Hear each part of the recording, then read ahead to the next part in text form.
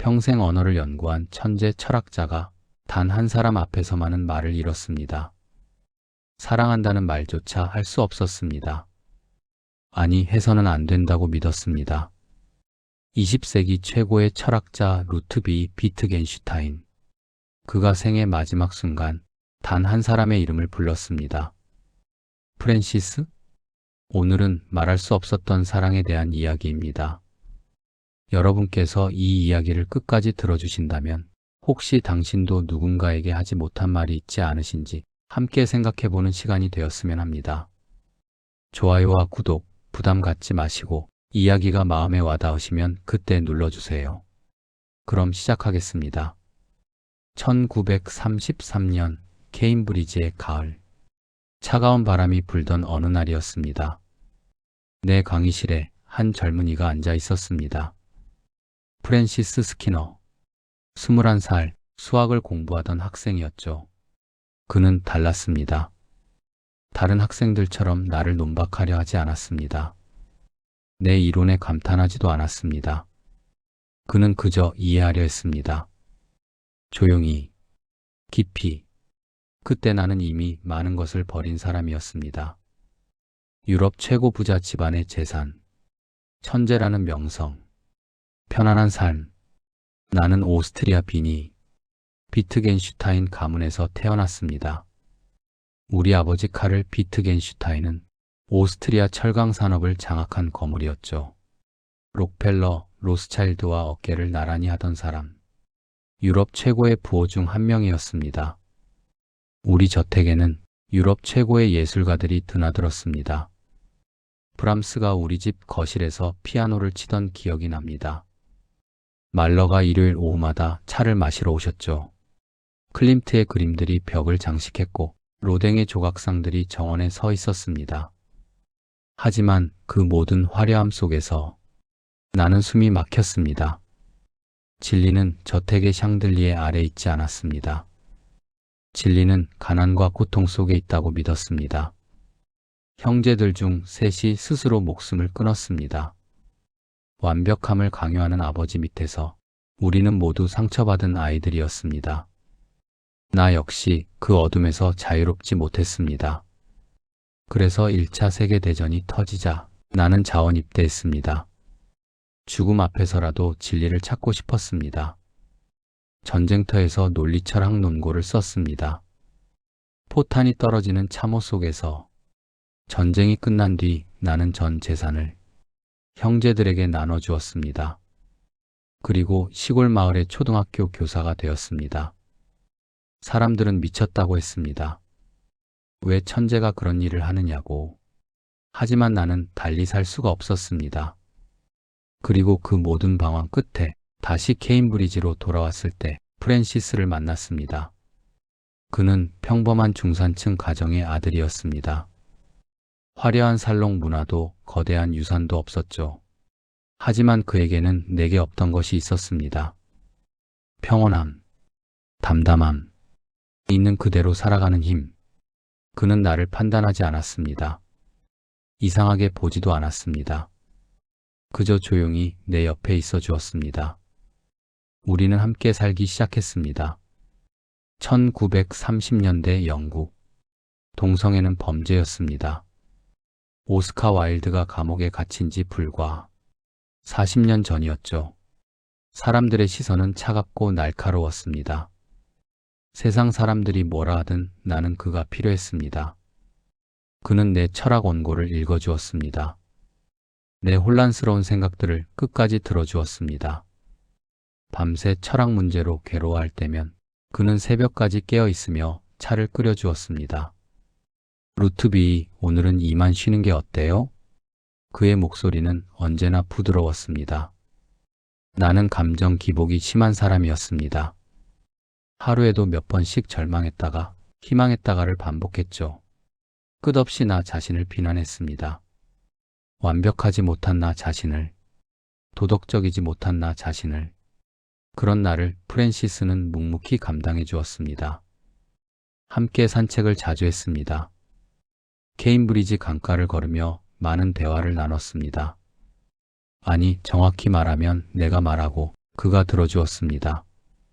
수학에 대해, 언어에 대해, 삶의 의미에 대해. 그런데 이상했습니다. 정작 가장 중요한 것은 우리 둘 다 말하지 않았습니다. 내가 그를 얼마나 필요로 하는지, 그가 없으면 내가 얼마나 무너질지, 이 감정이 무엇인지. 행복할수록 불안이 커졌습니다. 나는 가톨릭 집안에서 자랐습니다. 엄격한 도덕 교육을 받았죠. 어머니는 독실한 신자였고 우리는 매주 고해성사를 했습니다. 교리는 분명했습니다. 동성 간의 사랑은 죄, 자연의 질서를 거스르는 것, 영혼을 더럽히는 것. 나는 어릴 때부터 알고 있었습니다. 내 안에 이 감정이 세상이 말하는 정상이 아니라는 것을. 그래서 늘 나 자신과 싸웠습니다. 프랜시스를 만나기 전에도 나는 몇 번의 사랑을 경험했습니다. 데이비드 핀센트, 전쟁터에서 만난 젊은 친구. 그와 함께 있을 때면 나는 평온했습니다. 하지만 전쟁이 끝나고 우리는 헤어져야 했습니다. 그 후로 나는 스스로를 더 가혹하게 다그쳤습니다. 이 감정을 도덕적 결함처럼 느꼈습니다. 치료해야 할 병처럼. 프랜시스와 함께 있을 때도 그 죄책감은 나를 놓아주지 않았습니다. 이 사랑은 죄였습니다. 적어도 내가 배운 세상의 기준으로는. 밤마다 나는 일기를 썼습니다. 암호처럼 적었습니다. 아무도 읽을 수 없도록. 독일어와 영어를 섞고 기호를 만들고 심지어 거꾸로 쓰기도 했습니다. 나는 그를 불행하게 만들까봐 두렵다. 그러나 그가 떠나는 것은 더 견딜 수 없다. 신이시여, 이 감정을 어찌해야 합니까? 이것이 사랑입니까? 아니면 유혹입니까? 나는 깨끗해지고 싶습니다. 하지만 그를 잃고 싶지 않습니다. 프랜시스는 건강이 좋지 않았습니다. 자주 아팠습니다. 폐가 약했죠. 나는 그를 돌보고 싶었습니다. 지키고 싶었습니다. 하지만 동시에 공포가 밀려왔습니다. 내 존재가 그를 짓누르는 것은 아닐까? 내 강렬한 감정이 그를 질식시키는 것은 아닐까? 내 죄가 그에게도 옮겨가는 것은 아닐까? 어느 날 나는 용기를 내서 물었습니다. 프랜시스, 자네는 행복한가? 그는 잠시 망설이다가 이렇게 말했습니다. 선생님과 함께 있을 때가 가장 평온합니다. 평온. 행복이 아니라 평온. 나는 그 차이를 알아챘습니다. 그리고 그날 밤 처음으로 깨달았습니다. 사랑은 설명할 수 없다는 것을, 정의할 수 없다는 것을, 말로 옮길수록 왜곡된다는 것을. 윤리 교과서는 이 감정을 설명하지 못합니다. 논리학 책은 이 고통을 증명하지 못합니다. 신학 교리는 이 진실을 담지 못합니다. 그렇다면 내가 평생 믿어온 것들은 무엇이었을까요? 언어로 모든 것을 설명할 수 있다고 믿었던 나는 얼마나 오만했던 걸까요? 내 첫 번째 책, 논리철학논고에서 이렇게 썼습니다. 말해질 수 없는 것에 대해서는 침묵해야 한다. 하지만 프랜시스와 함께 살면서 나는 알게 되었습니다. 침묵이 끝이 아니라는 것을, 말할 수 없다면 보여주어야 한다는 것을. 사랑은 명제가 아닙니다. 논리로 증명할 수 없습니다. 그러나 삶으로는 보여줄 수 있습니다. 프랜시스 곁에 머무는 것, 그가 끓여준 차를 마시는 것, 그가 아플 때 손을 잡아주는 것, 그것이 내가 할 수 있는 전부였습니다. 사랑한다는 말을 할 수는 없었습니다. 그 말을 입 밖으로 내는 순간 그것은 죄가 되어버릴 것 같았습니다. 고해소에서 고백해야 할 죄목이 되어버릴 것 같았습니다. 하지만 매일 아침 그를 위해 빵을 구울 수는 있었습니다. 그의 원고를 정성껏 타이핑해 줄 수는 있었습니다. 그가 잠들 때까지 책을 읽어줄 수는 있었습니다. 말은 거짓말을 할 수 있습니다. 하지만 행동은 진실을 담습니다. 이 깨달음이 내 철학을 바꾸기 시작했습니다. 초기에 나는 완벽한 논리 언어를 꿈꿨습니다. 모든 것을 명확히 표현할 수 있는 언어, 오해가 없고 모호함이 없는 언어. 하지만 프랜시스를 만나고 알게 되었습니다.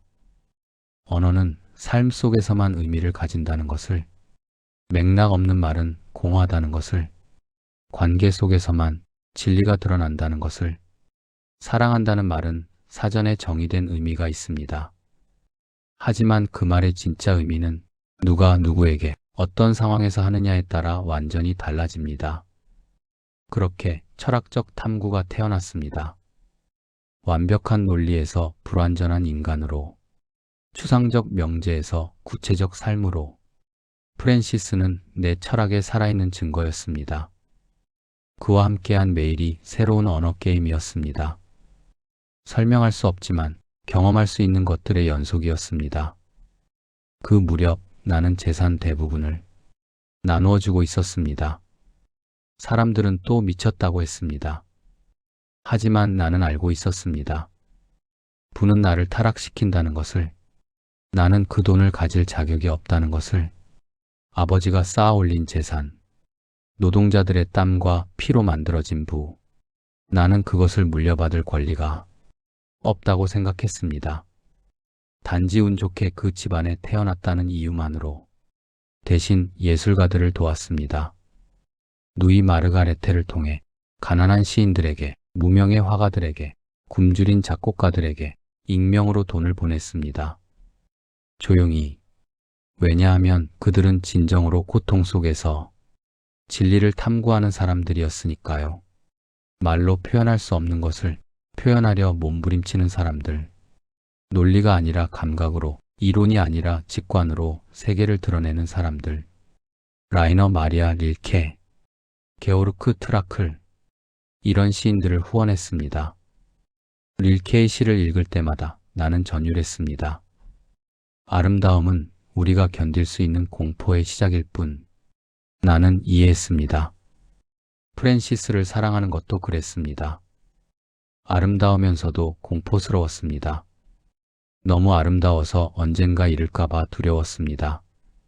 너무 소중해서 내가 더럽힐까봐 무서웠습니다. 예술가들을 돕는 것은 속죄였습니다. 내가 누린 특권에 대한, 내가 가진 재능에 대한, 그리고 내가 느끼는 이 감정에 대한 신께 바칠 수 없는 사랑을 예술에 바치는 마음으로 대신했습니다. 1941년 가을이었습니다. 프랜시스가 쓰러졌습니다. 폐렴이었습니다. 그 시절 폐렴은 종종 돌아오지 못하는 병이었습니다. 항생제가 없던 시대, 페니실린이 막 개발되었지만 아직 일반인은 쓸 수 없던 시대, 나는 병원으로 달려갔습니다. 숨이 차올랐습니다. 그의 침대 곁에 앉았습니다. 그의 손은 너무 차가웠습니다. 프랜시스? 나는 그의 이름을 불렀습니다. 그게 전부였습니다. 평생 언어를 연구했지만 이 순간 나에게는 단 하나의 단어밖에 없었습니다. 그의 이름. 다른 말들은 모두 의미를 잃었습니다. 사랑한다, 미안하다, 고맙다, 이 모든 말들이 너무 작고 초라했습니다. 그는 미소 지었습니다. 창백한 얼굴로, 약한 목소리로. 선생님 괜찮아요. 전 괜찮습니다. 선생님과 함께한 시간들이 제 인생에서 가장 의미 있었습니다. 하지만 괜찮지 않았습니다. 나는 알고 있었습니다. 그리고 며칠 후 프랜시스 스키너는 세상을 떠났습니다. 29의 나이로. 나는 그의 장례식에 가지 못했습니다. 갈 수가 없었습니다. 그의 가족들에게 나는 무엇이었을까요? 단지 은사, 스승, 친구. 하지만 나에게 그는 전부였습니다. 그리고 나는 그 전부를 잃었습니다. 그가 떠난 후 몇 달간 나는 아무것도 할 수 없었습니다. 강의도, 연구도, 글쓰기도. 그저 방 안에 앉아 창밖을 바라보았습니다. 친구들이 찾아왔습니다. 위로했습니다. 하지만 그들은 이해하지 못했습니다. 프랜시스가 내게 무엇이었는지. 그는 단순한 제자가 아니었습니다. 친구도 연인도 아니었습니다. 그는 나를 이해하는 유일한 사람이었습니다. 세상은 우리의 관계에 이름을 붙이지 못했습니다. 그래서 세상은 나의 슬픔도 이해하지 못했습니다. 제자를 잃어서 슬프시겠군요. 사람들은 이렇게 말했습니다. 하지만 그것은 내 고통의 100분의 1도 되지 않았습니다. 나는 공개적으로 애도할 수 없었습니다. 울부짖을 수 없었습니다. 세상에 말할 수 없었습니다. 나는 사랑하는 사람을 잃었다고. 어느 날 그의 물건들을 정리했습니다. 책, 노트, 안경, 그가 쓰던 찻잔, 하나하나 만지면서 나는 깨달았습니다. 사랑은 소유가 아니라는 것을, 함께한 시간도, 나눈 대화도 이제는 기억뿐이라는 것을, 그러나 그 기억이 여전히 나를 살게 한다는 것을. 나는 다시 책상 앞에 앉았습니다. 철학적 탐구를 계속 썼습니다. 프랜시스라면 내가 계속 쓰기를 바랐을 것입니다. 그가 들어주던 그 생각들을 세상에 남기기를 바랐을 것입니다. 지금 나는 늙었습니다. 1951년 내 생의 마지막 해입니다. 암이 온몸에 퍼졌고 더 이상 할 수 있는 일이 많지 않습니다. 그러나 후회는 없습니다.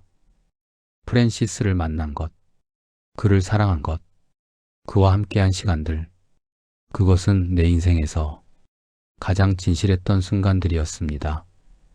사람들은 내 철학을 평가합니다. 논리철학 논고가 중요한지, 철학적 탐구가 더 위대한지. 하지만 나는 압니다.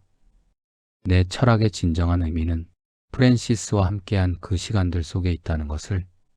말할 수 없는 것들, 사랑, 고통, 상실, 그리움, 이것들은 명제로 환원될 수 없습니다. 논리로 증명될 수 없습니다. 그러나 그것들이야말로 가장 중요한 것들입니다. 나는 예술가들을 후원했습니다. 그들이 말할 수 없는 것을 표현하려 애썼기 때문입니다. 시로, 그림으로, 음악으로 그들은 용감했습니다. 실패할지라도 왜곡될지라도 시도했으니까요. 그리고 나는 프랜시스를 사랑했습니다. 말로 다 표현할 수는 없지만, 논리로 정당화할 수는 없지만, 그것이 내 삶을 의미 있게 만들었습니다. 철학의 목적은 무엇일까요? 나는 평생 이 질문과 씨름했습니다. 이제 나는 압니다. 철학은 파리를 파리병에서 빠져나오게 하는 것입니다. 혼란에서 벗어나게 하는 것입니다. 그리고 말할 수 없는 것의 가치를 인정하게 하는 것입니다. 프랜시스, 그대는 내게 가장 중요한 것을 가르쳐 주었습니다. 사랑은 설명될 수 없다는 것. 그러나 그 불가능성이야말로 사랑을 사랑이게 만드는 것이라는 것을. 이제 나도 곧 떠날 것입니다. 그리고 당신을 다시 만날 수 있을까요? 나는 모릅니다. 그러나 이것만은 압니다. 당신과 함께한 시간들이 영원히 내 안에 살아있다는 것을. 말해질 수 없지만 보여질 수 있는 것처럼, 증명될 수 없지만 경험될 수 있는 것처럼 당신은 여전히 여기 있습니다. 여러분은 혹시 누군가에게 하지 못한 말이 있으신가요? 말해질 수 없었던 감정, 표현할 수 없었던 그리움. 비트겐슈타인은 말했습니다. 말할 수 없는 것은 보여주어야 한다고. 오늘 이 이야기가 여러분의 마음 한구석에 닿았다면 좋아요 한번 그리고 구독으로 함께 해주세요. 여러분의 이야기도 언젠가 들려주시면 좋겠습니다. 다음 이야기에서 또 뵙겠습니다. 안녕히 계세요.